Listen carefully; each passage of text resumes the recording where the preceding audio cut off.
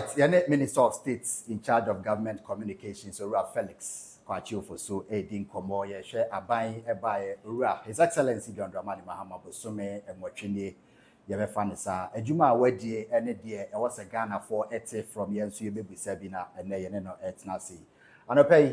everything is about what Felix knows from government's position on issues. I Edin Komo. And then Atnase. Honorable, good morning. Morning. Minim se bibia e bokowa ban. Nyame adom egusun kakrakra. Right. Honorable. Yeah, that's it. Yeah, Tnase anope ya yenkomo no. Basically, ebegusa se bosume nwatwini a aban ehye dwumadi ase no. How has it been? Wakono wabada there. Some of you were in government previously, but how has this one been differently from the first one? Oh, Obama say obeka ya bra na ye campaign. Na ye taka say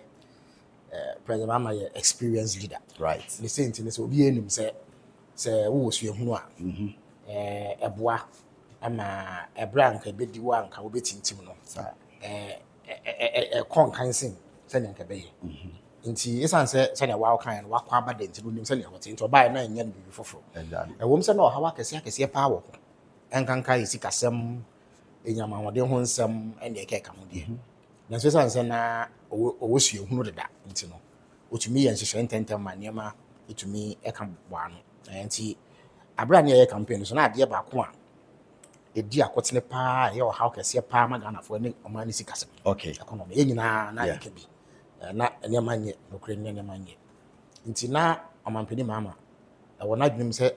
obenya konya na ade edi kan so hwe ene se kon be fa so be ma sikasem no ejina yie na ahoto kakra aba ma Ghana fo na ade ba ko a edi enya pa ene isika sidi na ho ode ana ete kwafom wano a na ma nyema bo koso this inflation tina nipa enwini pa nipa ebre no apeni mama ye se enimenu ya na se ye hyehye ya abebo ama sika no ejina fa ko na ho ode kakra bem se na be ya nyema bo so beba fam nti ampa so enyina be di ho adanse se na sidi na be ye 16 17 ho be around January eba February ho no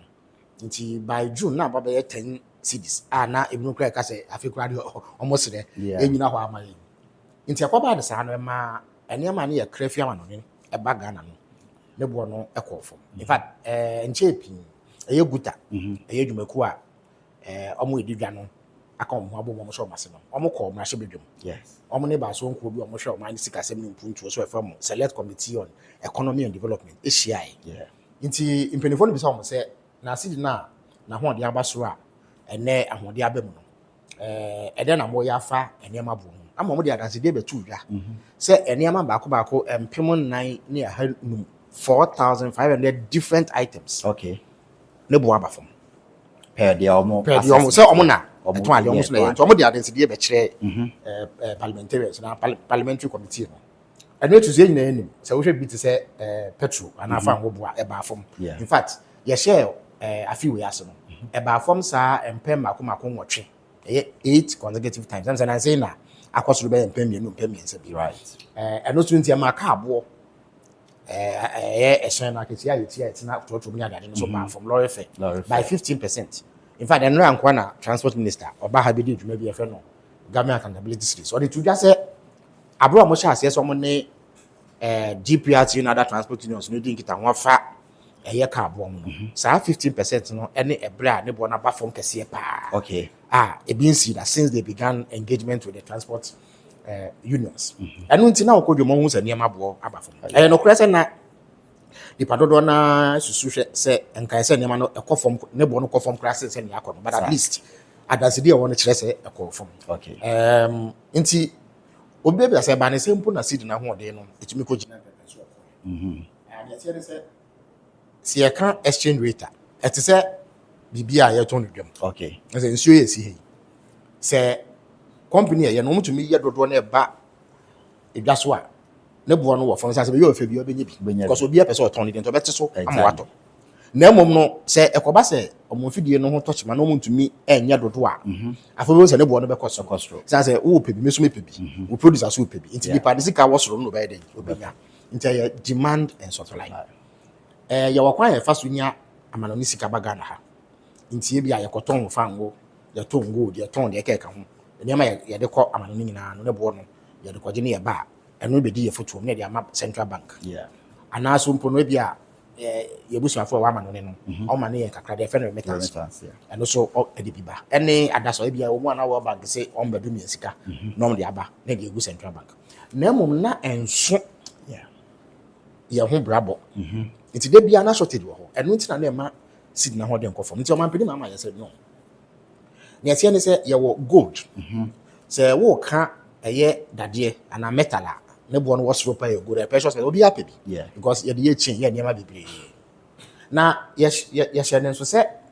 gold a yɛtu no ɔman mu no yɛde kɔ ama no ne kɔtɔn a ebi wɔ hɔ a ɔmo fɛ suma se kɔtɔn a sika ne medi ɔman no futu maame ma mfa to ho bi abra na yɛ papa emisa atate ase no na me fa ne currency ɔkɔdi dwuma bi wɔ ɛyɛ India na ɔmo to nsa frɛ ne sɛ ɔmo di dwuma bi wɔ hɔ nti ne nkasa yɛ mu no ka so yɛ ne India nkita hodie no ɛkɔ yie esan sɛ na afi bia no yɛ de gold dodo sei ɛna ɛkɔ India kɔtɔn ɛna nyama no ne sika owie no na India soafo ɔhwɛ dwedie so trade minister ɔno so sɔre yɛ sɛ opani asɛm ɔka yɛ no ɛnte saa gold a efi bokuro mu ba India na ɛdɔɔso sei ne ɔde ato dwa no listen they record yɛ yɛ record yɛ no wɔ fonte na me hu sɛ no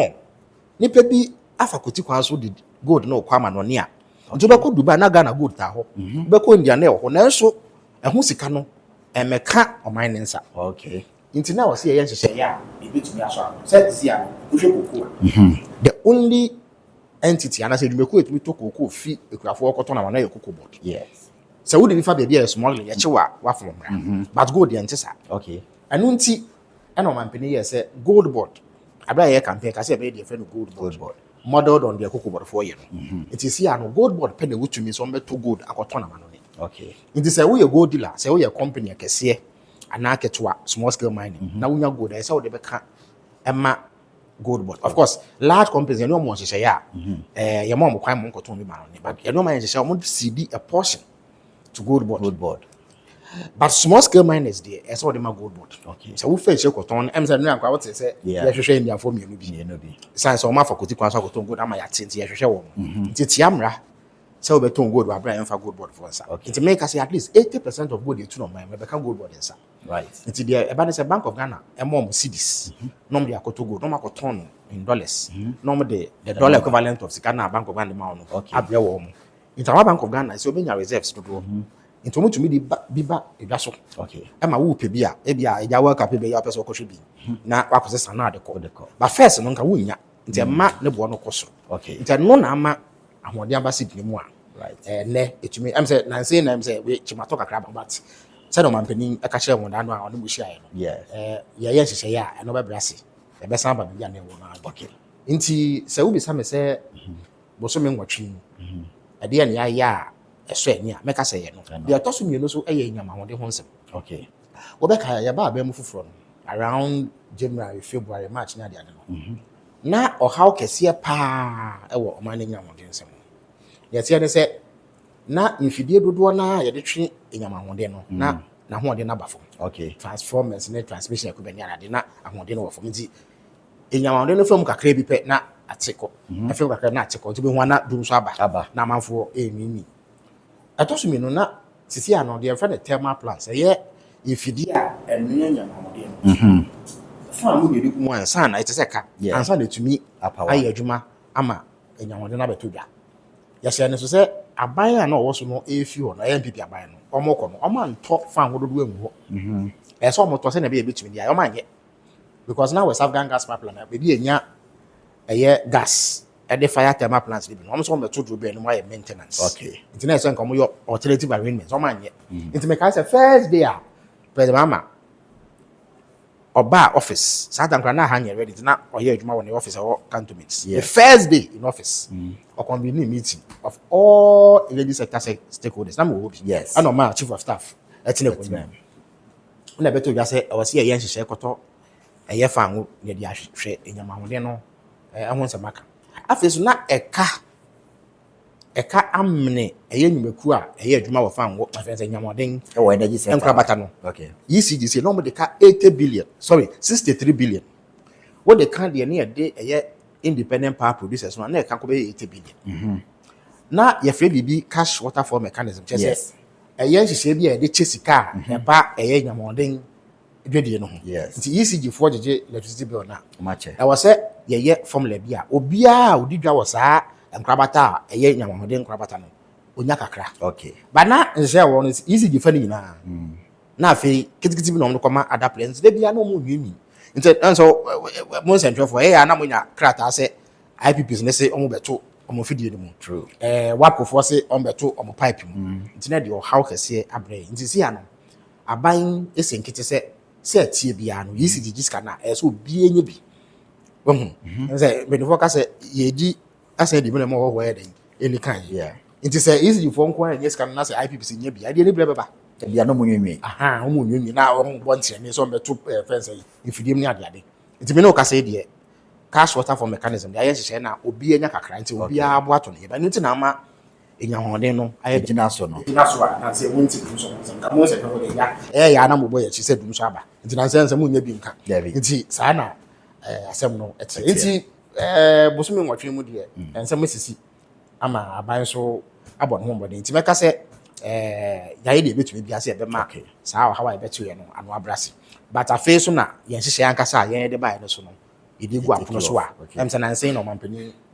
ɛde big push bidie no ɛkɔhyehyɛ so ɛbɛboa ma akwan ne ade asɛe no so yɛayɛ ne yɛ nti nneɛma dodoɔ no na ɛkɔ so right mɛsan aba CD ne inflation ho nsɛm kakra nti adeɛ baako a ɛkɔ aba no mu wokɔ baabiara na wobisa obiara ɔsɛ yɛsi kasɛm ɔman yi mu ayɛ den and within 2-3 months amobile said they will can see the not take dimension and obi any agye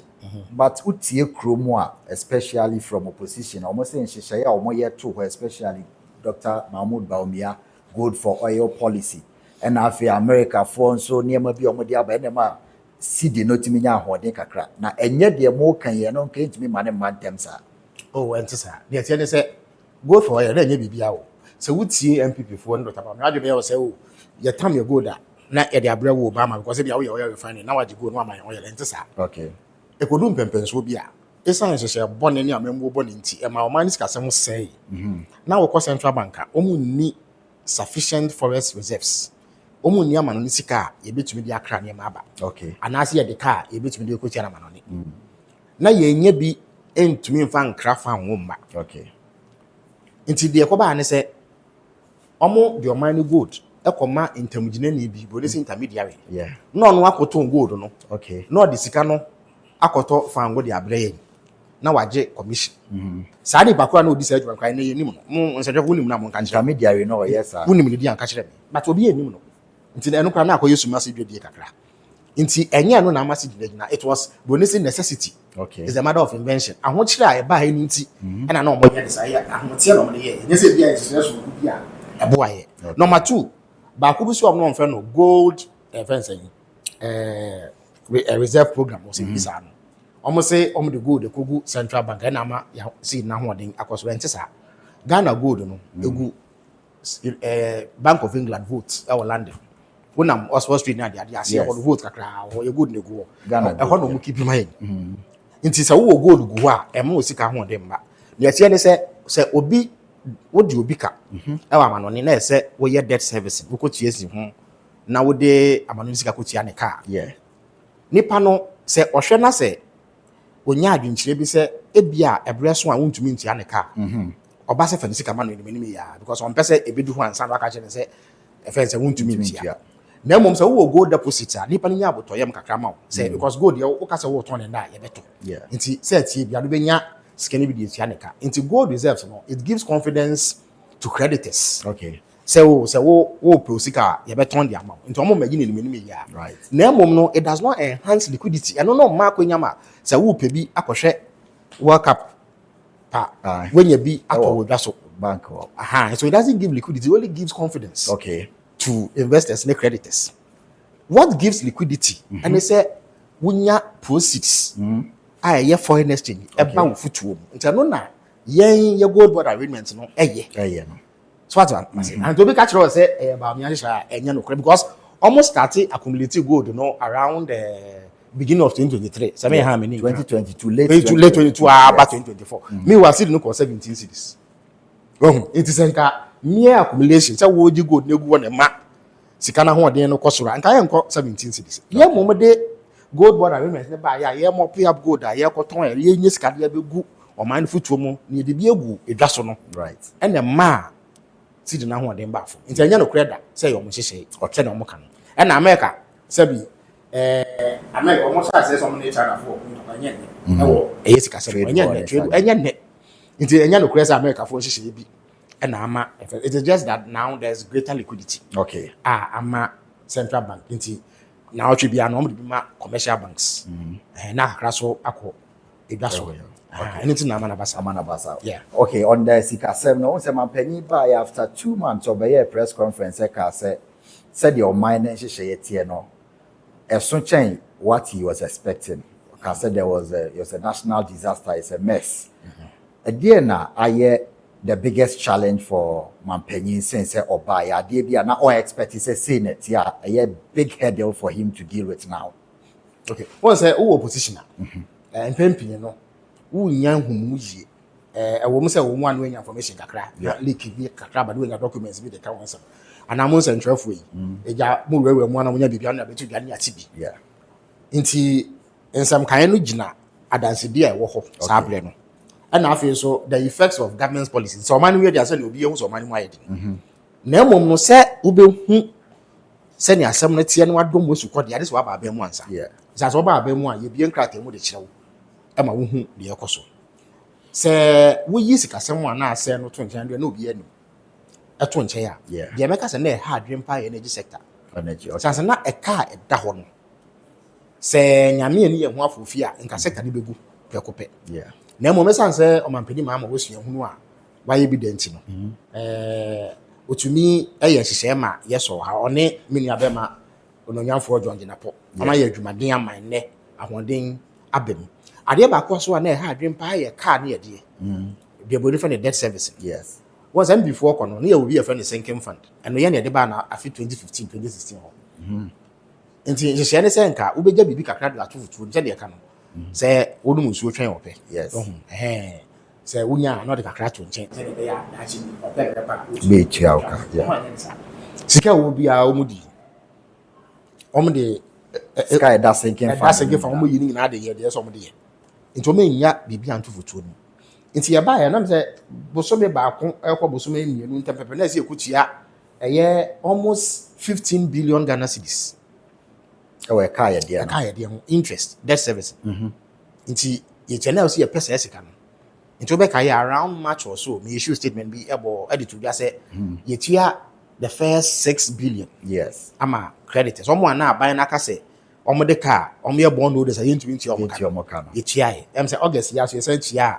another 9 billion. Inti what the cambo man 15 billion. Next year so there's over 50 to 60 billion each year. Okay. In that net nti bone friend humps. Nti no na asem one hard because afeni aba abem foforo a ye nya akwenya kra nye eto kra mfi na se ekutia ka etisa. Right. But nyame edi ye ho afofi me etu ye hye ma ye tua. Nti meka say these were the two challenges. Okay. The economy and the energy sector. Right. Yeah. Ade ba ko a call abatuo no mu pa so ye employment. There are two questions in one. Wohwe banks are you go no abra ban ye twam iba ye ni nipa no mo ye adwuma wo ne omo na banks ne omo dia complaints omo make ye ene omo nso amo ba ye na omo so ye adwuma bia ye se ye yi omo afri mo so far the two issues on employment, the banks that were collapsed any nipa mo yi omo free adwuma mu se kwan omo fa so ba ye ne and afi omo nso amo se mo yi omo wrongly. How has that been? Well, banks in the say young adwuma because private sector jobs. Nti ye kaseti asa hye say banks no kwa ahokyere mu a mutumi di sika kakra eso masene na omepeja omu betumi anya mfaso etua woka ma me manfato bi won say me ko school of Scotland. Yes. Nti mo ho na eja wo student say unya account na wo dey nti na mo account Royal Bank of Scotland. Okay. Inti me wie school nechi no be ye mfie nu mechi na ekoba say Royal Bank of Scotland no ho akochiro mo kakra. Okay. They had gone into serious crisis. Anka UK aban betumi aka say ene yengu bank no say na MB before year no. Omo enwu no omo de sika so masene. E na omo ne omo ye nhyehyɛ a ebeboa ma omo akora bank ni yi. Okay. Inti me no ka say ahode asa aba bank ni mu amatua e car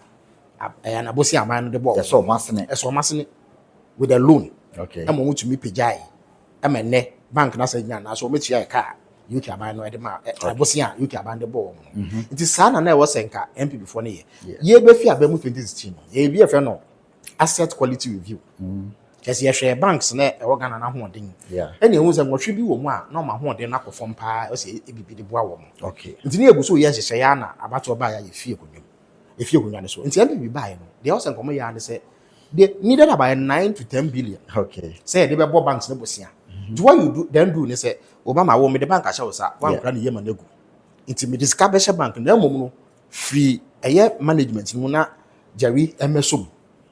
me Jerry oye do Bank of Ghana nti me appoint no as an interim manager to superintend the revival of the bank say bank ni gina na na so bioma obetua meka na afi de o me bia no find be take over that's all that is what they should have done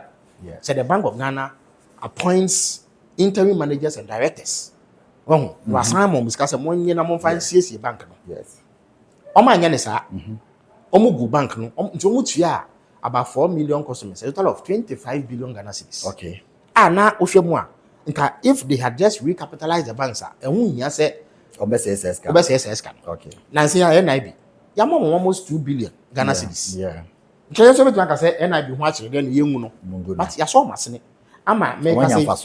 last quarter or so omunya 70 million Ghana cedis in faso so me ha me ninka so that is how you resolve the problem nti ano no eguso a ye de ho komo okay ni ahwɛ de betumi aye na eye omo a wo ka say no mo edwuma yi o me de no say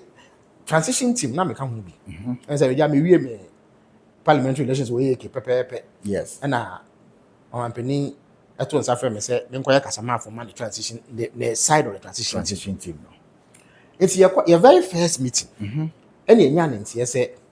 ye to abane we between December 7th and a few weeks anedi ho MPP aban no afa koti kwa so fa nipa dodo bi egu aban adwuma mu a na famra kwan so okay because normally ka wo kopɛ aban adwuma ye publication ye publish vacancy na wa apply na wa ko interview wo pass ya na wa ko true bi medical test ni ade ansa na ya fa it's not no more problem so man yes anya me nyina after so mo lose you no mo hyase because mo 8 years me be fa nipa bi am be fa wo mo anye na se ato aba wi a the reasonable thing to do is to leave it for the next government because what happens is that abana eba na be the next budget statement okay well and before they had to do an interim budget between interim budget I think November or December towards January February and March. It was a March and you read your budget. First but what for the part 12,000 you've not budgeted for. It's how are we going to take care of these people when they have not been budgeted for? You put undue pressure on the public person. Na ensem fata. Into Obeka ya, Miami issue statement on behalf of the transition to say, Sadia no more. In fact, your co-meeting, your kind says at least bring us the documents, let's see the processes, input so that we are sure. Say you betumi ahwe say nipa no wa bra ya ba bem o ma fi ye into be kai we issue the statement say sare no mo ye no ye banas ye hu say chimato bi akoso a bo reverse it na ye be dane no o ma ntie ye ba ye no ye hwe mu ne hu say no the process was flawed okay obi o bra nko interview bia o nya application bia say fa le dum etwa aketua man say ye mfantia nika na ye say no nipa ete sa no say ye twesan okay me no ka say ya ye the friend education committee chief of staff na o hwe so ye hwe enema no nyina mu biom nti obia onam mmra kwan so a ye fa no obenya na dwuma biom ba say nyam na kwaso de fa de nya de a wo sabeka how long will this take nipa me sure say edi mmra kakra nti me enche bia be ombesa ate say omo ye fa omo rightfully the ombesa baba okay I think one of the biggest and unfortunate things are to aban the loss of ministers be and nipa bi omo wa aban shock you be how was this a toll e wa aban so saying a president any aban ni nyina enya effect e wo so na ebususam kra de mai me kai say na mete ha around this time and menya call say asemu esi nti na eja makoye aban kasama afo say me ye hwehwemu hu ye wo se ye de ye catch am afo ni ade nti first na me ye say I called for the manifest okay They say nipa no mo share so. Ukraine edi ni be ka mensa no. Are ho ka me. Because me hwe nipa na wo manifest so 90 aba se akwenhye ete sa no esia. Dodo na ye me nuanom a me no ma ye adwuma wi. Me no ma sign for the better part of 20 years. Right. Honorable Mutala me na Kwakye University. Me order pro na me Katanga. And no one see mo be hwehwe because no ate me nka se me ye NDC politics. Okay. Nti fi sa abre na ye fa Adam for ebe me ne. In fact, abre na me ye deputy minister of communication, no so deputy minister of communication. Sa na the office ni am office ni. Yeah. Nti me mfie bebre. Dr. Maneboama, onene the first point of contact I na NDC mu. Honorable Haruna Idris, no a youth organizer at that time. This is about 2004, 2005. Honorable Idris. Michia no so we see me executive of Kwakye University na me say me party no empanyfo me ne me saka me executive efi Kwakye University ne Koshia no see o or youth organizer but nipa o hwe student affairs so for NDC youth no Dr. Maneboama and o no mama yen say yem frɛ no ne Koshia no sada na na yefa no ko a be me ne to emi ni apreko pe enya politics for keke just abrabo mu nsam ni esuma sem dia wo bia me ne na de ko de okay itu nkweni sa asem ne bae na de page ne ho aye but ya na wo se ya yan hyehyɛ ni manimu ya hwɛ kwa de sa asem ne fa so o man pani so Dr. Maneboama ne mutare o mu nyina ye ni nuanom nkuma a oni omo na Dr. Sapon ne mpani fo eke kan honorable Lemuna yes oyo bi a ono fi man pani krum o san so kwa ye ohene wo ho nti ono man pani esan fie bebre no a minister in his first government, a minister of agric. Yes. Into Ukraine, they are awesome. Now, some no air in papa or man penny. Air the mother entire cabinet in the end is a local, and Ghana for you now. But now a cobanisa, Intina, I was say, your fan say a cababo, moon some hubby. Into the America say, ya poor crabria, and make a crab demono. We are on the road to recovery. Okay. You are recovering me, a woman, a busy, it's another hour, but. It is an uncle ending. Ama yet to me at Wasso, a boy mine. On the back of Sa and Quenchi, and I did Ghana for any dear trip pie and Shishimu. Yakasia Kofa, a year foreign agencies to be about so many Ghana soldier for how far and all Marco because himself was so many no 1 year. And okay, I'm said, yeah, accident investigation board. Okay. National Security Coordinator. And now, what's your more? Nti no kreato South America ewemhwemu mpanyefo a omo nimde sonko wo sa asem ho ma omo boa ana afi so Chinese company na eye ewemhwe no omo so omo tu nipa ama mo committee no so omo ye adwuma nti ye ni da so se na atwe akra die ni omo bewie na omo de so aso na abra bent na me ye hu de course na afi so omo tu yefo kwan a yemfa so nya hyehyɛ a be ma akwenhye etesa no ensibio. Okay. Nti ye hwe ni mo se enche bia nsa be mama mo timelines bi I think say ya mama bra yesusu se beboa. Okay. Ama ye adwuma nya ohye I was here omo to obo eye nhwemu ni yie se ne be ya more importantly no we can prevent similar occurrence. Okay. So you give say enche bia de so so ba e ba so nya de be si Ghana for e ma Ghana for hu de course. So we roads are nipa omo free mu na omo wa very important to the man buying but ya hwe ni mo mampanyin so sound very lean government ama buying ni bu no edru be bia manfo ka say won fa bi nka ho na Ghana for nkasa when are we expecting a new defense minister because of security some okrom and even honorable the late Mutala Nsoro na buy prepare yen hwe ni mo nkosi da be say be new ministers be omo take charge. Oh me yiri say nche bebre mampanyin say oyobi a oyere ne ma wano nti obuso a oye hyehyɛ nche bebre ya de betudwa say ya pampanifo bi a ombesi mpanifo etesa no anan. Okay. Nti eba so a ya madaroma de betudwa wa mate. Good. Ade ba kwa mi say amanfo ehwe ni mo pa kese eye galamse. Ebi kire say nsema mo kan wo opposition ema gidie ba ya yeto abama mo mo ba ma dane mo no especially state of emergency mo declare but more opportunity why have you not declared state of emergency say obi anko forest and insuo ho nkoye sa illegal mining no mo ba ye no aye west according to some key actors in the country. Obama in some you know we dey kind no state of emergency enye asemkuma asa ni hu no but it comes with severe consequences. Yeah. And no ma ɔmanpanyin to me say emra ɛda hɔ a yɛde bu ɔman no yɛmfa nto nkyɛn ni yɛnyɛ ne ya yesu sɛ bɛboa nti ansa na wobɛtu saa na mo no ɛsɛ wonya no gidie ana ɛsɛ wonya dansedi a kyerɛ sɛ ɛho hia pa sound because ɛde ɔhaw bɛbrɛ ɔmanfo sɛ bi hwɛ wohwɛ curfew kɛyɛ koraa menim sɛ watena baabi a de curfew ato wɔ da wobɛka sɛ ɛboa na mmom ɛno nso kyerɛ sɛ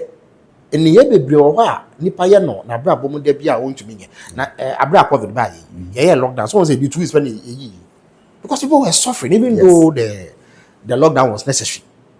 na manfo ntumi nkɔ mba obi wɔ asɛ bi odi pa na ɔde ahwɛ no nti lockdown aba a wɔntumi nkɔ no ɔbɛdɛ no watena se na de ahokyere aba nti a state of emergency no it is several folds je yehu ye no in terms of consequences ɛno nti no ansa na ɔmanpani betu saa na mo na ɛsɛ ohu adansedi a kyerɛ sɛ ohu hiansa nti na mo hye ɔmanpani a mo am bisa ne saa asɛm no ɔde to dwa sɛ oni ɔhaw sɛ ɔbɛma state of emergency aba sɛ ka state of emergency asɛ ɔde ba kan ka sɛ mo ka sɛ ɛyɛ nhyehyɛe kutupuro nhyehyɛe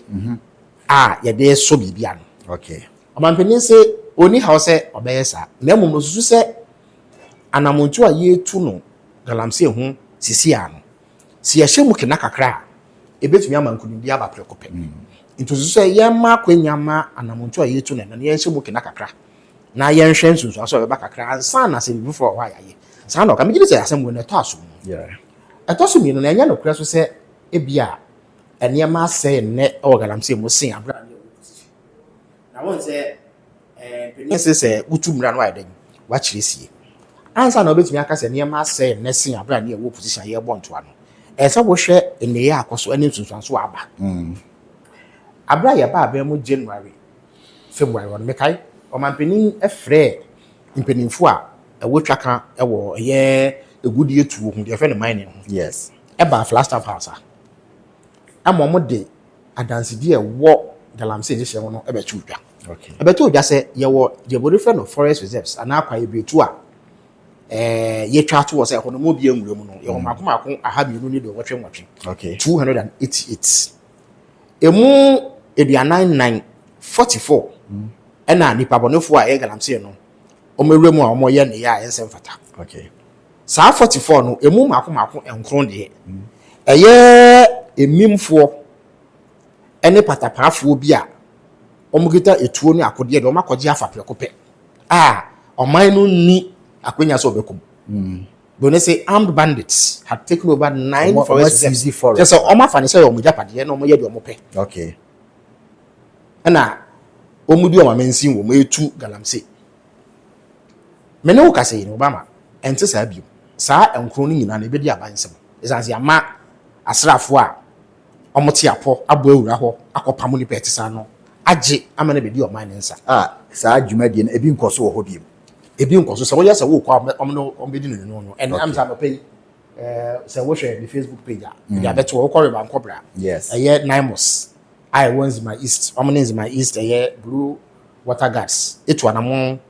anope a omapam nipa bonefo bi a omagye omfidi ahyehye nipa bebre nti say what is to January February say na can say something and now no can say those 9 forest reserves are not under the control of armed bandits. Obama, and no, objectively, it is an improvement. It is not a worsening of the situation. Okay. Aha. That also means no nonsense. If he abra, ya ba be mbe permanent, be so me watching. Nipa mako 1,400. Eye apem na han 9. Na ya chi omo a omo twa bankukum. Se me no ka say. Okay. In fact, the no na me attend na dey nkomo. Na so oye nhyehyɛ ya obetumi ate court so nko a nipa te sa no. You bet me do my 7 temper and ya show maso. Galamsey court. Special court for Galamsey. Because omodoso, we do call regular courts na be dim le be ansana. Okay. Be say o man adaje. Until we will set up special courts for that. Attending na no eye nhyehyɛ say obetumi aye san nhyehyɛ no. Eno echi no excavators. Eye say fidi o do 2 form say asase no. Mako 109 ene aduanan 440. Na ya gye free Galamsey for ho a. Emu fa do no ya say no, ya hye no. Enya de obetumi ayi bia bio na de aka no atwi aban kukumu a asrafo na ehwe so ebo ho ban okay eno echi ye fe efidie bi shamfan no ye fidie bi a nipa bi akeka na de bi abo obo ho omo de si nsuo so a nobody tu nsuo na se no ese nsuo ne na ma nsuo ne ye brown no so maako aha miensa 300 na yesizi ana yagie free galamsey fo wa ya pagya to dodo no mu a ya se no ade aka no ye bo ho ban afi water pump omo de twi nsuo e de yesa galamsey no so maako aha nkro 900 na no so yesizi a da ben am say ya wo de twam ya ne na wo hwe pepepe yes na agric minister o chairman atwafo so mo fanko ye omafu anoda nchen a ya yesa blue water guards sisi ade nipa maako aha nkro ne do wotwe 980 na ya tete omo a omo ye blue water guards se bi omo nya asra omo ketetu ne se bi omo ne galamsey fo de kusi ani bi omo ya ne se omo ayo mu ehuntehu nti omo tete mantwea ewo nsuo bi a wo Ghana bia no nti omo nya ne ntia se Jerry ebeye galamsey ewo nsuo no so a no meyi asrafo na so tire na omo abo ewura opra kopɛ akwakochi nipa no e de na fam akwan so nti that is a rule so they are the ears and eyes of government enye se bi omo nti mo se nipa bi edi omo for sa na we no de omo e de ne galamsey fo esi that is not what they do. They provide critical intelligence and monitoring for rapid response. Yeah, sure. You say a feedback on the way, na maako mpim ya titi omo a. Nti along all the riverine areas, baby a nsuo bi ada wa Ghana, omebo ho ban. And which no so no. Eye efidie e friend excavator. Yes, and so say afei ebedu mpempen so be bosome insia ntemu ne no. Debia excavators ahamienu e ne ba Ghana ha. Yeah, import every day. That's when you say, and of course, there are companies, construction companies, mining companies, excavator, yefidia, yedia construction, yedia mining, legitimate mining and construction. Now, Mondo Ebano, now you huni. It's as you say you need that number of excavators for construction related activity in Ghana. It's the tabo to so say. Size excavators are able to be one sana, Yamanipa cry and Saka.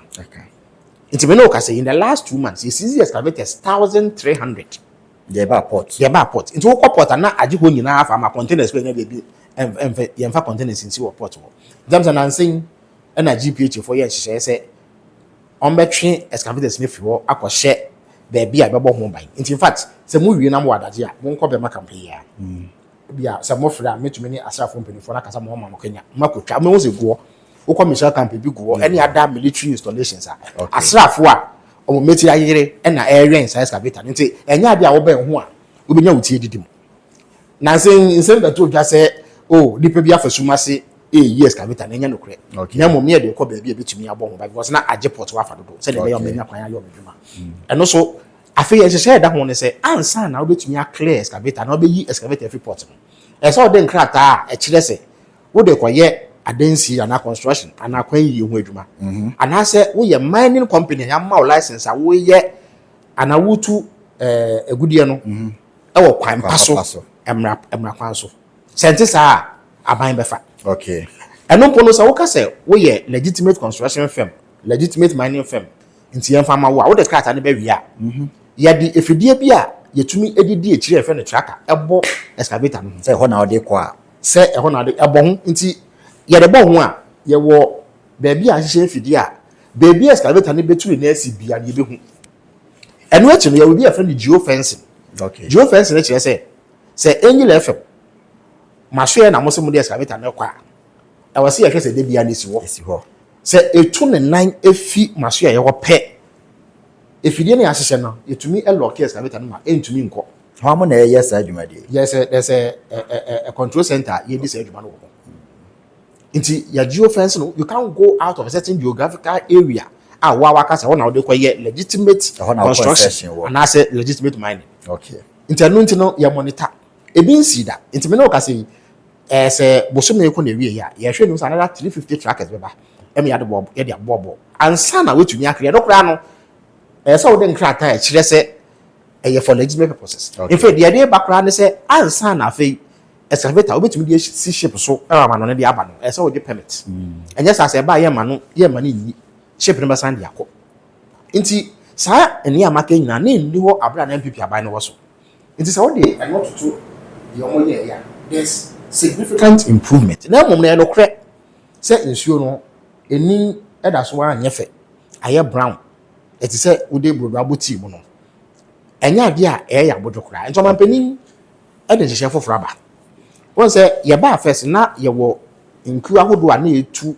esa e wo galamsey so na aposifo wo mema omoso atiesi mu a omo ne galamsey fo no de si ani yes asrafo wo bi e na forest commission kasa so wo nipa kakra o matete o ma no mo ye bi na omom no na entiya e ba no na e ha adwen kakra obetie no yesi o obi akwaji sike bi ama wabunani agu galamsey so a oye member of the task force obi so wo a operation kra okoya impenifo nim because it is without authorization obetie si obi kra akọbọ galamsey fo ho ban so omonye adwuma na omo ka asem ko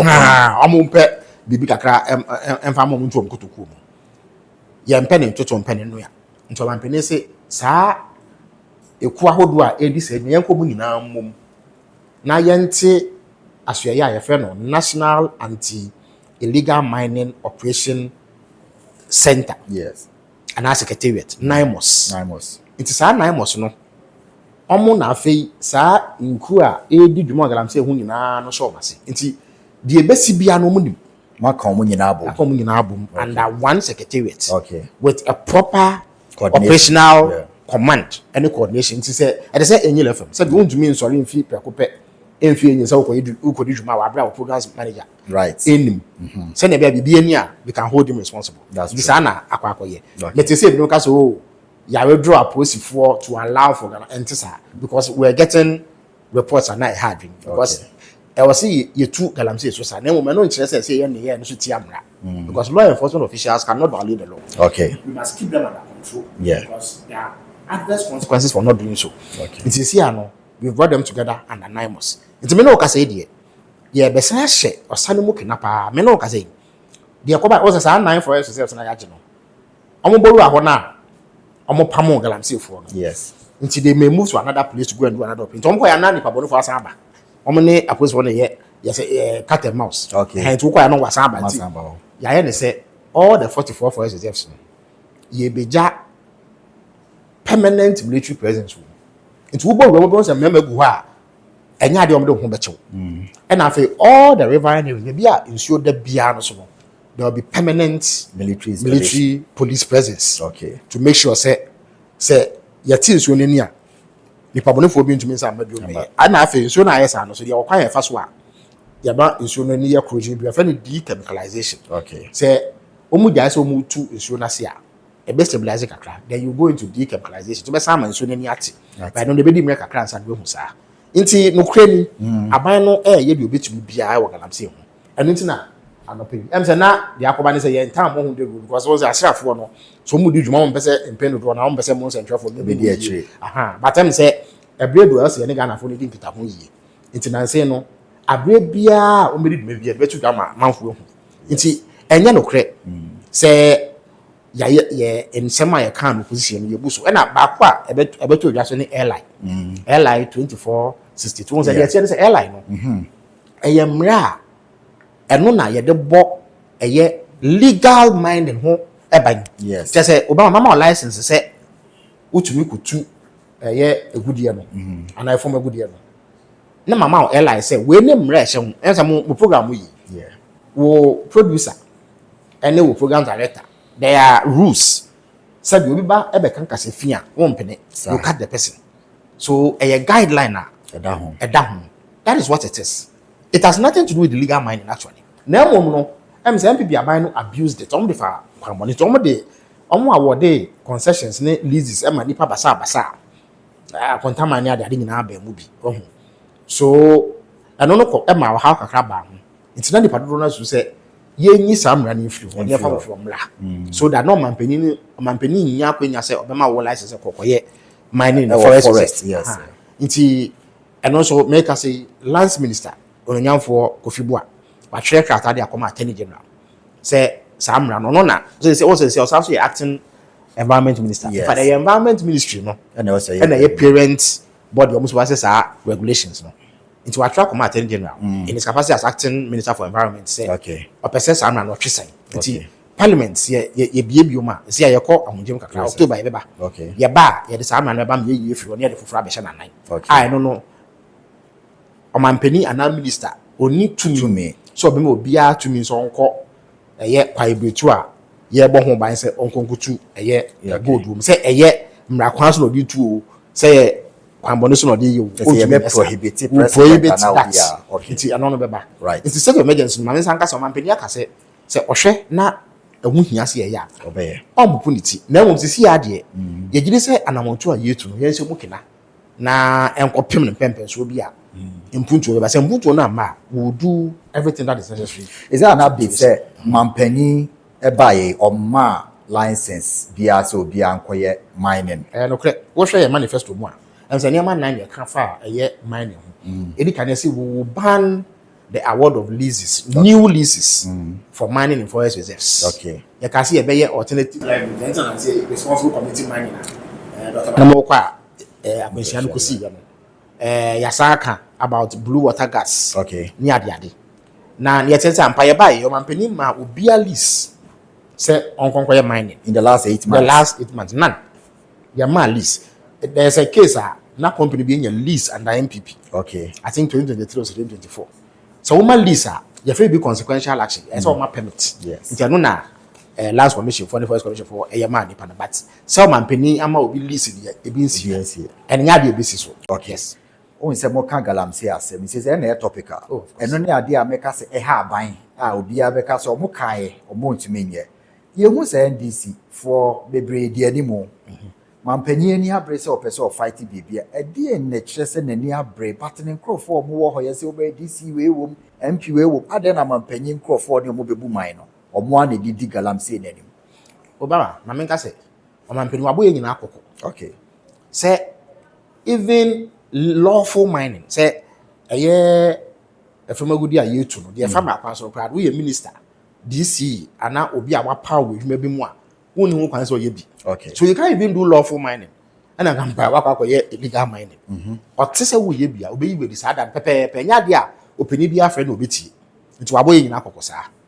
Ebeto oda nansen se NDC mpanifo bi ye galamsey. The sad is man pani share attorney general. Okay. Se onya asem hwehwemu. Em se mo ba ne nche nansen amu be di nkomo no kan. Okay. It's attorney general ampa so wa se yoko. Se onfre mpanifo mielu bi. Na on to trauma no on investigation. Me no ka say the investigation is still ongoing. Okay. Nti anya de ebesi da. So man peni nim pa da se de wo se NDC ni bi so ye NDC peni nti o ye galamsey no be gya nipa ne sa. Anya de ebesi. Nti se mo so se do munya adati de bia mo ya so nti ebetu wana. So far won't make us NDC ni bia ya boni de no se obi wo mu a. O ye bi de anya de a me ya beti ye minim. Okay. Anasa be kan o man peni nsa. De abeka ne nsa no. Mama ye tu wana mo. Okay. Se fufuo bi beka ne nsa a yade obedi ho dwuma. Okay. Yes. Ade ba konso a sisi ama ne homene so ye communal conflicts. Does bebre insecurity in the north was sampa wo gbinyiri ama refugees nyina asema ba man kanya ade a etibi wo Ghana. Ade na ama security sem na ye hu sa. Ne tell say in fact for some time in favor be ani oko national security omo wo ehwemu o ma ya. E say there are over 100 hotspots. Ahensam ne asase ho manso ama ehɔ no ehuru kakra say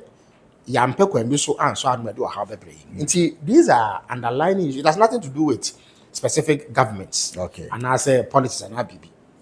DSC Jambiri and saying tano man peni ya asase kakra bi na manso ba ho akɔfa asase mama ene nipa ebi asahwe o mo nkwa ama mpempem na akwakodi eye amanone a enkwa ye nhye se ebi o mesan aba. Inti these tensions ahensam man so twe ne ade na kofa sansam ne ba nti o se ye pekwan bi so fa okay na ye nhyehyɛ be man nipa nyanti ase se sa ne ye no ade atwe impuntu san se wo kɔbɔku se ya nyame ncha de emza so wi aba ho na se ne ye de boni frɛ no peace enforcement first na ye peacekeeping je ye patant ka jari ne ba mo ko nti ye sɛ mo nyanto kwa sisi ade ye betwuma so sɛ mo ko nti that is a more stronger way of addressing the problem. And a curfew is near the idea. Yes, and at least in the last month or two. Okay. And watching so, say, Utun for or say two. Say, then any abre or ye dot ye. Ya de Jumedi be ashensa. Say, on Shena, ye a funny affair. So she about Temo Bokuno, or Beshana we see your montem. In Tia say, Yan say, and Yamanu Kuyi was answered kind. ama nyame ya adom yɛbɛte nsɛmpa afiri mu yeah nti afei so no ɛsan sɛ ntɔkwa akra ba afa mmienu ntam nti nipa bonefoɔ bi so bone from criminal elements almost so afa akonya na ɔmo de yɛ de ɔmo pɛ it has nothing to do with the conflict they are just pure criminals okay nti anamontu a ɛyɛ asrafoɔ ne bammɔ mpanifoɔ etu ne sɛ ɔmo ɛte saa ne yɛne ɔmo bɛdi no nyonyo sɛ ne yɛne criminals di okay nti it has nothing to do with conflict sɛ ntɔkwa akra ba yɛ na ɔmo so yɛ de ɔmo pɛ na ɔmo tutu ɔbo amanfoɔ robbery ne ade nti ɛno no so ɛyɛ ade a ano abrase ɛyɛ jambre deɛ no sɛ na mekyerɛ mu no ɛnso ɔmampanin ɔno ankasa sɛ sɛ ofiri hɔ nti no ɔno so ayɛ sɛ ɔne mpanimfoɔ ɔwɔ de nkɔmmɔ okay ama asisi ano asomdwe aba hɔ no sɛ nansɛn na foreign minister de bɛto dwa sɛ ɔkɔkɔ di bu a ɛkɔhwɛ nipa na ntɔkwa no nti ɔmɛdwane akɔ hɔ no ɛmu mpem nwɔtwe asan aba aka bɛyɛ mpem num nso yɛyɛ nhyɛ sɛ yɛde ɔmo bɛba kakra so wɔ Burkina Faso ɔmo so yɛyɛ nhyɛ sɛ yɛde ɔmo bɛba nti ɛno so yɛhwɛ ma ɛmsɛ kwanta sa so bibi kakra esi yɛba abɛwo fo no kwanta deɛ so sampa deɛ so ɛno so abrase kakra na mmom no sɛ yɛbɛsɔ ano prɛko pa ɛsɛ nyinaa hyɛ ne so sɛ yɛ nuanom ɛsɛ ntɛkyɛma koraa sɛ de ɔmo ko but ɛsɛ yɛpɛ kwan yɛbɛtumi esiesie asɛm ɛnkɔfa oyie ne basabasayɛ ɛma na mo aban afɛ mu deɛ sɛ ɔyɛ deɛ ogu so a ɔyɛ ɔn sɛ mo yɛ campaign no sɛ yɛn sɛ nkyerɛfo yɛkɔ abɔnten adeɛ baako obi a monchi ɔmo ngum ɔmo disika asɛ ora no na adwuma edie no ɛnyɛ sɛ deɛ na yɛ expect so far wo hu sɛ Ghana ka sɛ yɛagye sika 200,000 and 100,000 asɛ ora no nso akɔyɛ ekuo baako pɛ bi na asɛ yɛkye baako a na yɛgya no so far ora ma encounter challenges bi na ama sɛ deɛ na nka Ghana for person mo hu no no yɛhu ora sa ɛmsɛ mo a mo ayɛ mo di sports kyerɛ mo wɔ ka sɛ mo sisi kedie basa no kra yɛ nyinaa yɛ tu mu sɛ abra na yɛwɔ position na aban a wɔso no no kra na sikedie no deɛ ɛkɔ so yɛ nyinaa yɛhu na danse de bia bɛda so le na asɛm ho firi asi mfa mo kra sɛ no na mo ka sɛ afia ba no kra ɔtete mo dodo ɛsan sɛ asɛm ba ko ba na mo hyɛ asɛm wɔ kra ɛni nanu ni nansa na ba ko so asa ba afɛ mo hu yɛ mo nkakra nti na mo akɔ hia sɛ yɛbɛyɛ nhyehyɛ yɛbɛboa ama saa sikedie no yɛtu aseɛ na afɛ nipa a yɛsusu sɛ adansedeɛ wɔ akyerɛ sɛ ɔmayɛ saa deɛ no yɛatwerɛ ma so sɛ na ɛbɛyɛ esuadeɛ de ama afoforo nti ɔmampani ansa na ɔbɛtena yɛto aba wie no wantwɛn koraa ama yɛ mampani ama yɛmfa ne nsɛ konwa so krapo ɛna ɔte edumaku a ana baaso nkuo bi a ɔto din sɛ oral committee ana menua ononyanfoɔ ohuyɛtɔ abrakwa ɛda no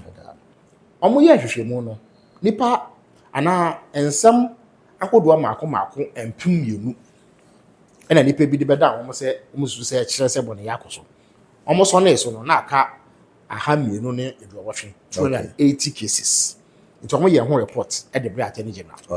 attorney general de 280 cases nyinaa ma security agency CID NIB ɛna afei national security ɔmo yɛ saa nsɛm nyinaa mu hwehwɛ mu me ne wɔ kasa yi no nipa eduawɔtwe ɛne akyire over 80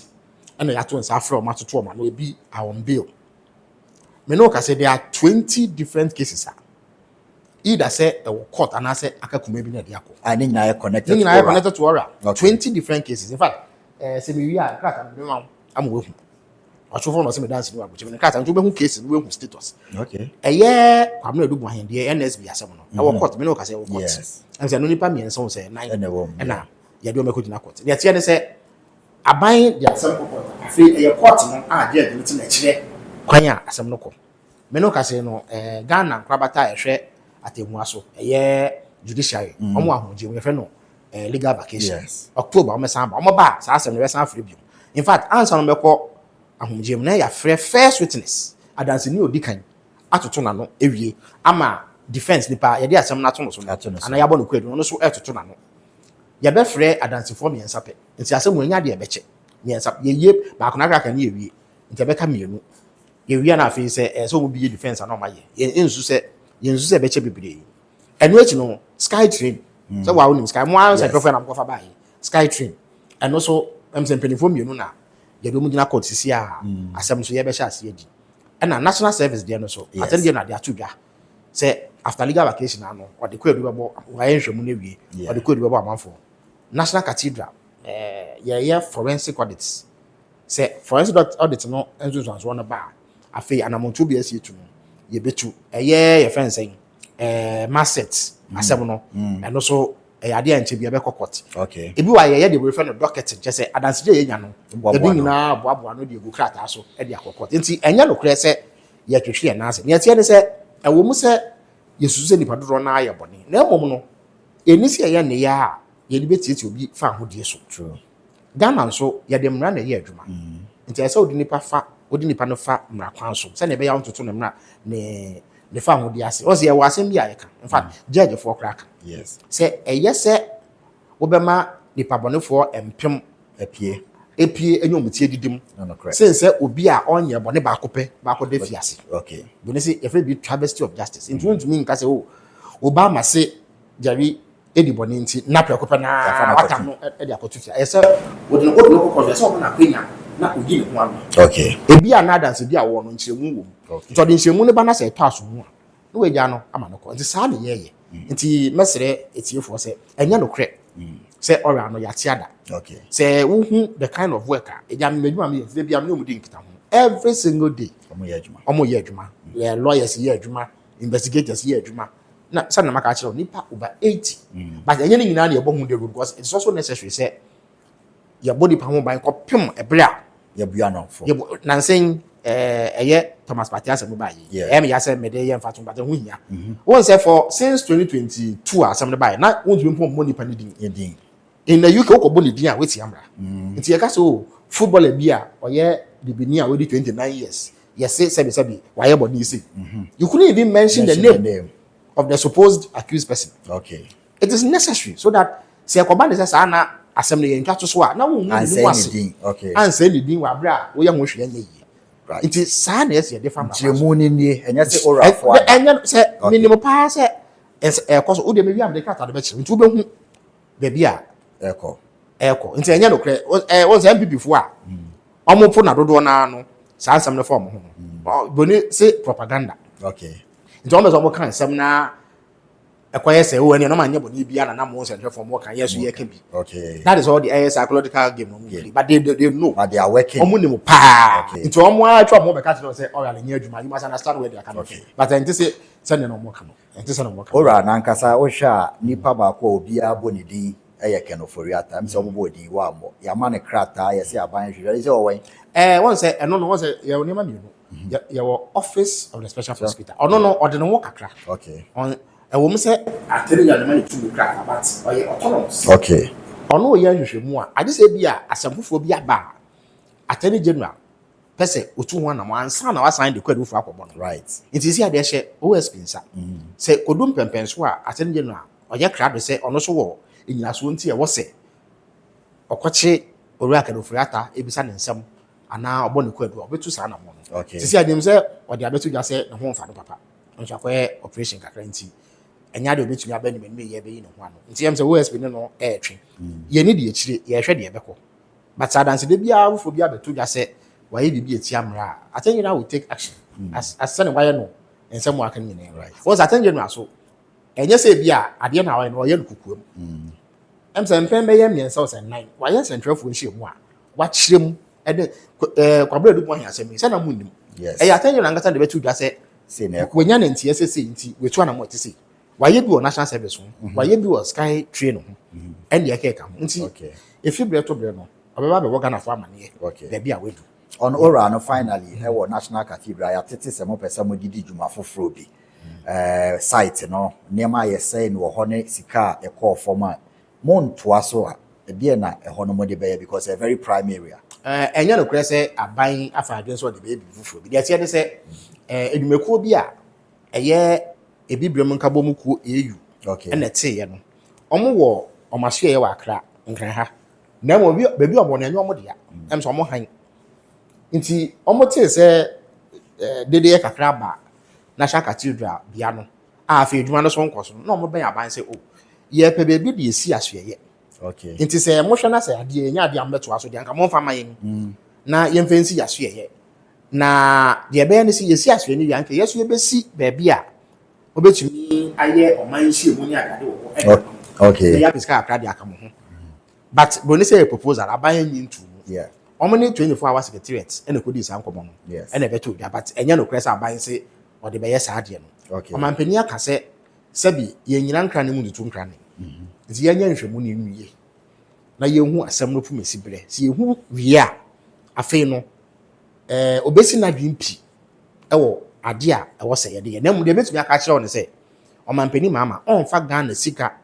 teku a yɛabɔ mu tukuro kura ɛnkɔ nkɔhyɛ national cathedral dwumadie no mu that I can tell you for a fact monto aso kura ɛnya de ase ɛnya tiasa America ni yi me say ɔmampani maama ɔmfa Ghana sika 1 cedi okay ɛnkɔhyɛ national cathedral mu nka ne papa mu dia nka sɛ bi Ghana asɔrefoɔ ɛka bɔ mu sɛm bɛyi ɔmbɛyɛ national cathedral nka nsɛ hwee so mo ba aban na so sɛ waban mo masase mfensi a ɛnsɛ hwee menyi sɛ nka ɛsɛ bibi sɛ menu menyina okay me yɛ Kristo ni yɛm sɛ wo yɛ kremoni ba ɛnsɛ hwee ne atia de sɛ na mum ne yɛn NDC for the yensusu sɛ ɛwɔ sɛ yɛde ɔman ni sika kɔyɛ ɛsan sɛ eneya a ɛwɔ sɛ aban yɛ ɛwɔ adesua ho apɔmuden nsuo enyamawɔde ɛkwan ne adeade yɛ sɛ wo krom sɛ akwan wɔ a yɛnyɛ yi a ɛwɔ sɛ yɛbɛyɛ bebre yɛntumi nhwɛ no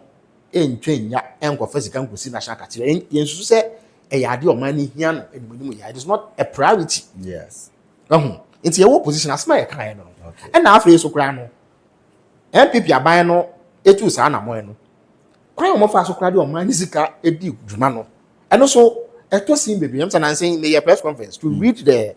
audit report Deloitte for the betu wo simba film ɛno kwa point na asan a commission forensic audit ɛno de yɛ hwɛ mu adomu esu kɔpa ehu bebi sika bia ɛfai aha nti mesrɛ ɔmampani maama ɔnka sɛ ɔde national cathedral bia no ana asase no ABC convention sɛ bebi ka am sɛ yɛmienu o mampani nyɛ na adwen sɛ ɔde Ghana sika ba kora ɛde waka sɛ Kristofoɔ ɛwɔ Ghana yɛ ɔmo adwen sɛ ɔmo nya sika ɔmo besi ɛno kora no ɛsɛ yɛ ɔmo hwehwɛ sɛ ɛyɛ ade a bɛboa ansa na yɛtu ana but me ka sɛ deɛ no decision has been made in terms of sɛ yɛbɛsi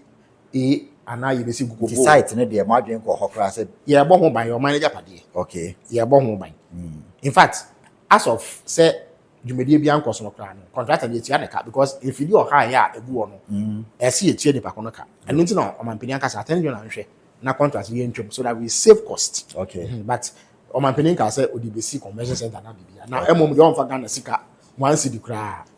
okay ɔmfa Ghana sika 1 cedi kra ɛnkɔ nkɔhyɛ okay I'm saying the last short 2 questions na yɛde bibia ɛba na wie sure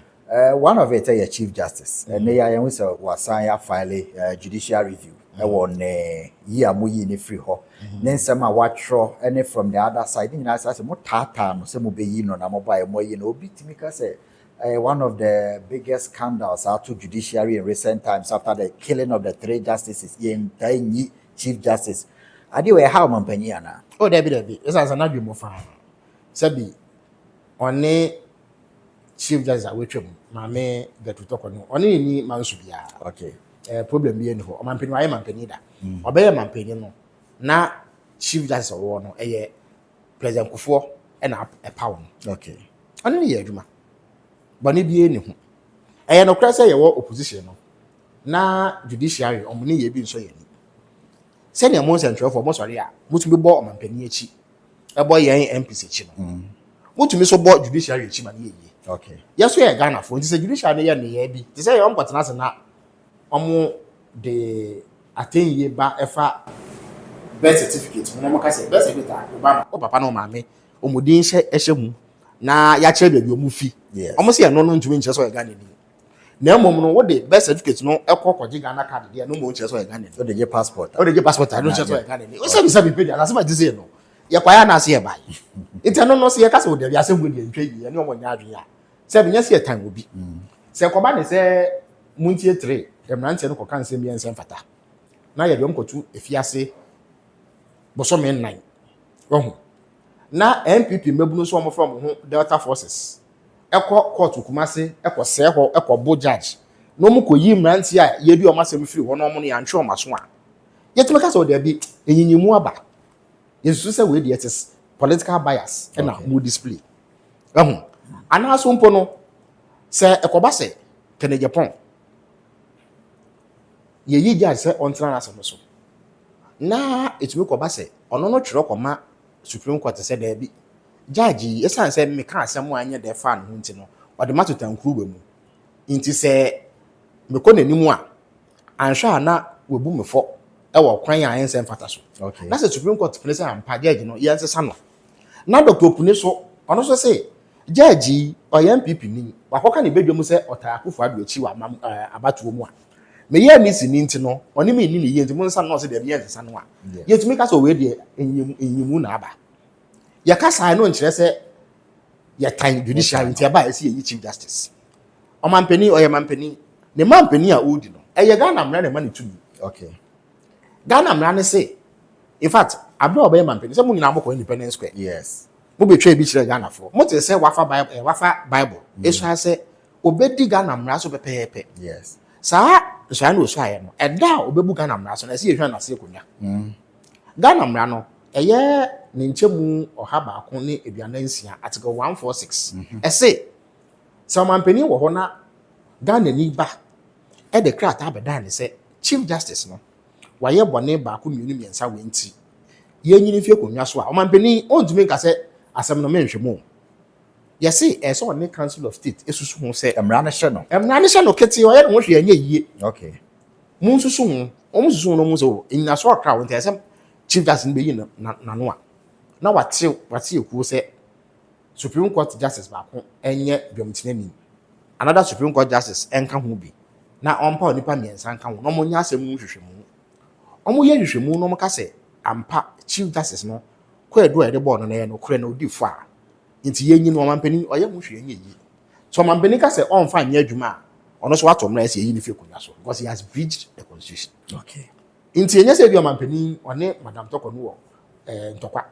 no kure say yen this for ka say tia ne dwumadie which we are allowed to do me no ka say Ghana for ebia so ya no pe ya o mabo mampani echi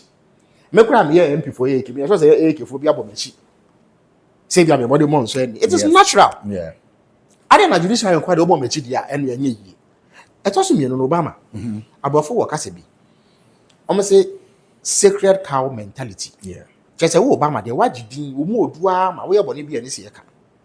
eda ye bedu mpempenso so oman ye be kase esan se wo yi ni pakase na wo mu odu no wagidin nti no wo ye bone a ye mu enengo so no oman na bo okay nti amfa ho sabi clean owo Angel TV one chief justice ye pe e wo mremu eye flash avance nipa ayo be prapra ifi ha oni o mampani ye pe e wo mremu owo nyina should be open omo nyina are subject to scrutiny okay in fact si e ka se mra eno ne fiber okay se wo ko ahyenso de gina wo ma atemu a eye oba ya chichi de ne ohun ade eno no kire se ohun nipa ban nti de ka se the law is no respect of ohun nipa ban yes etos me no kita eye nsanie ne nyina gina fa pepepe nti kwan ya ode eye ba ebefa so no ho ano de techi so befa e no kita eye sekan a ode twa ade mu kire se otwe waso because of this everybody is equal before the ntina me na say abronye onye madamfo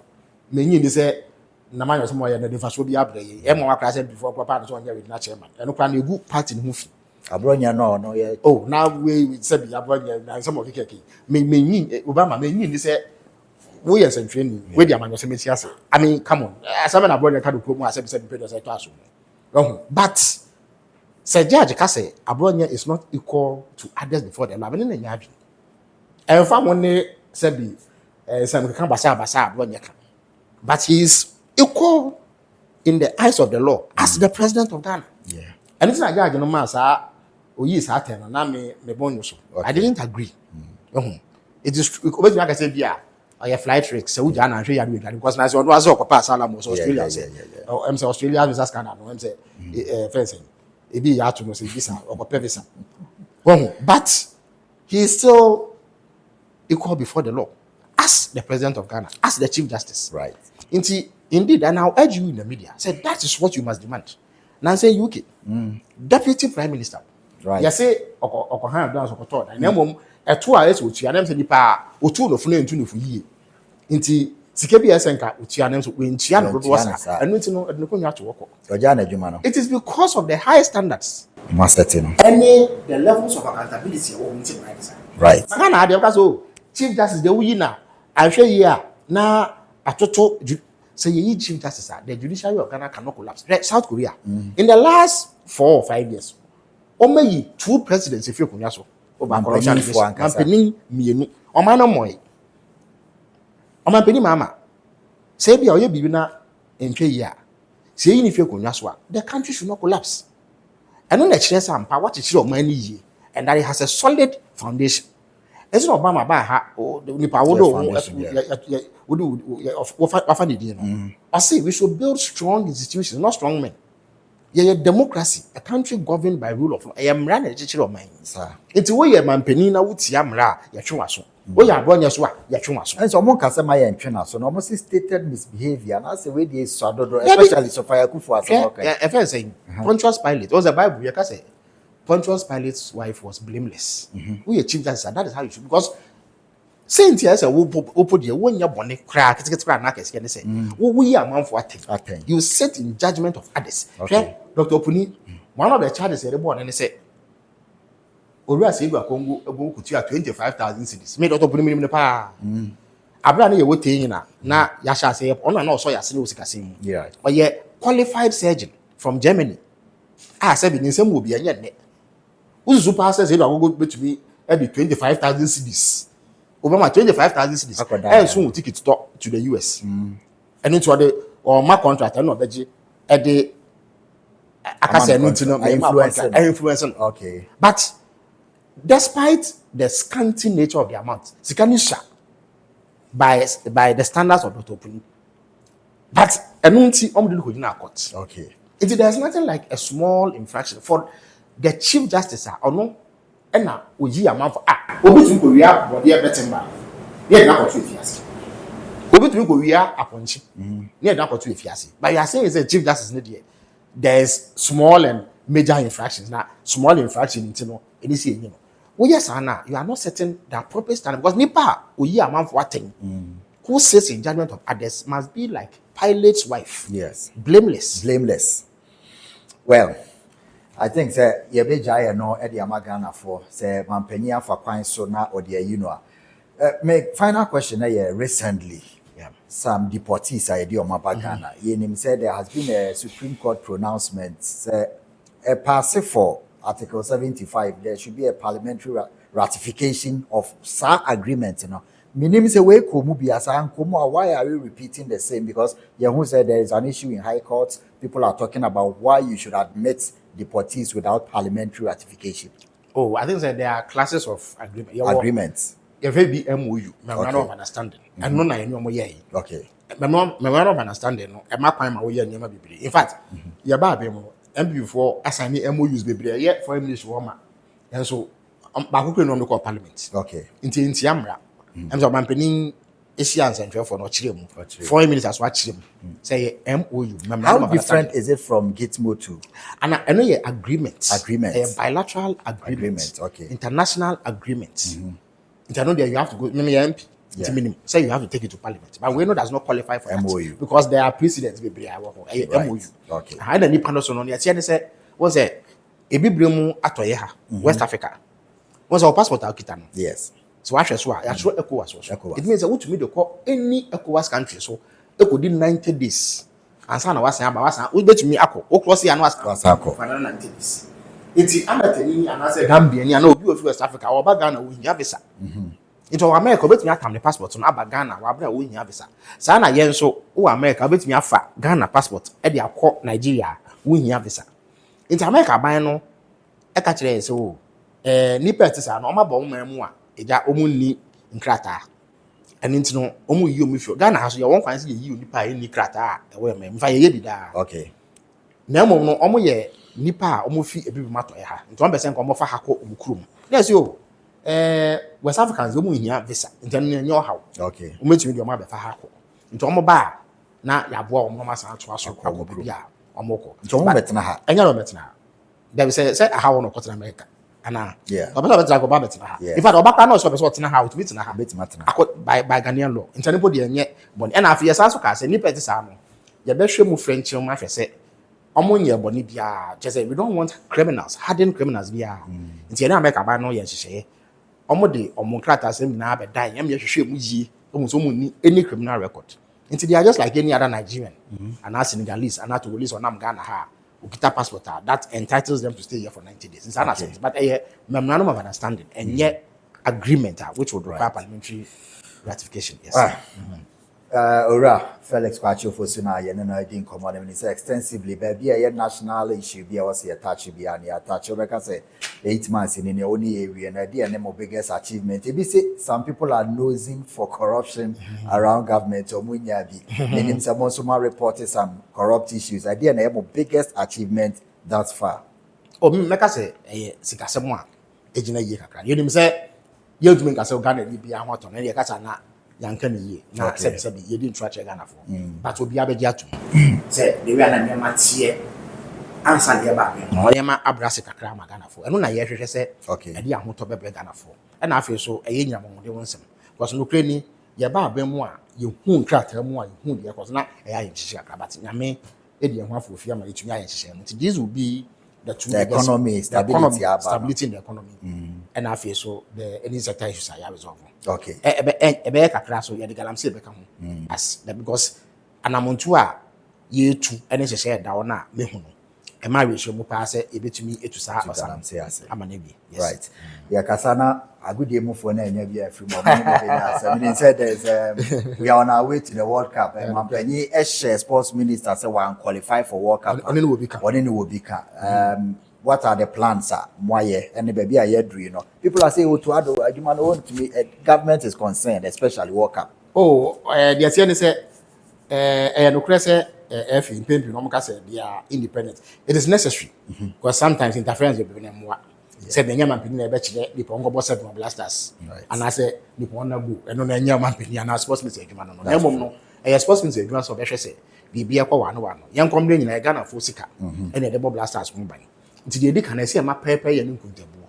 James and saying answer ne child ko bobo no minister no central for issue mu e de blasters sika sem etudwa em say ebi no be ka say we ni say koye ne saa na but pepe ye obi enu wasabi pepe ye nkuntabu oti wewu or bro so I mean there must be because it's one of the issues among media you can want some more focus on sports more can want some pass there's a lack of transparency there's a break is hard yeah nti yesu say saa na say dey adwuma afei akande bi ese ma team no saka no ya beye nti wo hwa ye boy momodi mi ase kakra mu hia no yes e betimi amom nsaka na bibia so kire say players nan kaza koma ye card so meko work because e baby say the players we sika mo gira no yes ka tiketwa ye de mom de say tiketwa mu a yes nti e card ye de mom ha no kwada me say ka go so they have a bigger motivation and I work up ko in fact so bebre wo in fact ni padodo na wo biasa no mo nte Ghana nka ebi akwa me comment no mate but in terms of Oman Ghana there yes no money enka but performances in 2006 2010 2014 there dem also say Oman bi o hwa ya friend Ghana nti e no ma nti wo Ghana na wo si bia bia the recognition na wunya yes any the identity what the good way no e ya de boa afen so si ye bobo na se ye di nkunim na se ni je ba e no you cannot quantify won't be fa ebo onto so but when they say feel good factor e ma nipa ho to no nti aba sa akwa man mu kra adwo ama ye nyina nya asom ye de ye okay nti aba ya kra do say obaye na afamu die me gidi say team e wono so players e wono say bi won bo ho modern okay de bia ya premiership na de me say me hwe Spanish Ghana be bia Ghana ni bobo bia me hwe bi okay so wo hwe players ay wona say bi o munye players nketwa say me no ball a wo bo no enya asem ketwa yeah kan players afie ewura mu omode mo akosoro a oka hu bi Premier League kudus osobo mu a ene mo de ye no enya asem ketwa Thomas Partey na mfimfini ho a how bi ani ho nti mesusu se akwanya bia wo man si ebitumi edi nkunum am say ye win your next match you qualify because me who how other teams betumi I call even goal defense or crown was so nti there's every opportunity see qualify so I just akwanya beba ama ya tutu niam yie wo ka bibi fa coach me gidi say no ye GF4 asema but of course or the qualify means be papa bo no nti be ye hye ne nkran ne ye pe aboafo kakra bi mana obetumi ayeduma no ama na yie I think say na say so man no bomb mo modern kakra me de bia me ka say e man no ko bomb mo de say me man no so we say na place for work up asana blast as for work up 10 years later nti enye me man na fe ne man no na mo no pempi no aya na yetwa muja me say me I believe say bonus blast up players say say prepare dey say black place for so ji no mo nyanya body bi no mo park no e man dey countries are started park awon boss no e man dey say e man dey nti ade nti na say man no this is your santi say e hwe na ye tutu no there must be parity in terms of motivation because almost no dey no nyambre crack as yes me man no and dey na after juvenile football right and dey here come when say yes also want to say this time na yes sports ministry but the recreations waka ho say na better thing yapom na edi agro na ama enije na so yaba so yade a yetu wana after so inter school sports and so yade ehia papa oba me constituency say ya abia me year campaign there were 5 secondary schools there was a day omoko inter college ye friend interco me hu picture bi a ma me real hoyi sa ba we bi a na o tu me a long distance runner but na on shempa po nti e kamakoma na me say o da bi metu me young baby nti all the 5 secondary schools me mo nyina sports equipment running shoes me more equipment in badminton I remember athletics volleyball table tennis netball football just to motivate them nti those one ma say the level of performance no so eno ma me adwin bi say aban train na taban mu na wa hwe eye school sports eno so ehokwa no be nya nipa ya tete omo kwampa so a sport and agudi omudi no nya say bi omudi ne keke they are adding talent to knowledge to be able to represent us nti I think say you bet me ayebi am on my no eto ma me hwe no say work up ye be kobi na yeso yama we asa fa na nyina say yeso ye wo aye de be kire eye amansan you better say see ya den komotwe no ebesi ho owura eye Felix Kwakye Ofosu o kasa e de ma aban na ye ne de komo na minim say nsem e de akire ne de later Ghana for nso e wo questions ahodo bi o betimi abisa na de waka no obi e wo bibia no watimi raise nti ye de aseda be ma na afi mu amohwe ene mu amutie nya e be san ato aso ye da mase